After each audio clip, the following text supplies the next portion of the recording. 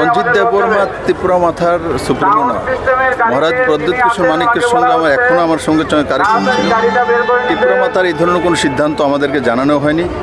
আর যতটুকু আমি জানি যে আমাদের প্রধানমন্ত্রী নরেন্দ্র মোদীর নেতৃত্বাধীন সরকারকে ত্রিপুরা মাথা মহারাজের পার্টি সাপোর্ট করে ভারতবর্ষের হিতে এবং মানুষের কল্যাণের জন্য।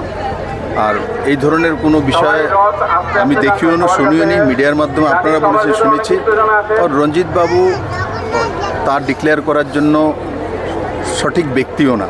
তো স্বাভাবিকভাবে মহারাজ প্রদ্যুৎ কিশোর মানিক্য যেটা বলে সেটাই ত্রিপুরা মাথার যে দলীয় কর্মসূচি আছে তার মূল অঙ্গ।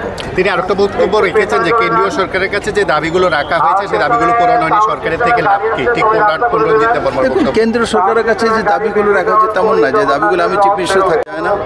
আর সেগুলোর বিষয়ে মহারাজও জানেন, মহারাজের পার্টিও জানে, আর সবাই জানে। আর সবাইকে সব কিছু বলা সম্ভব না, যেটা নিয়ম আছে সেইভাবেই হবে।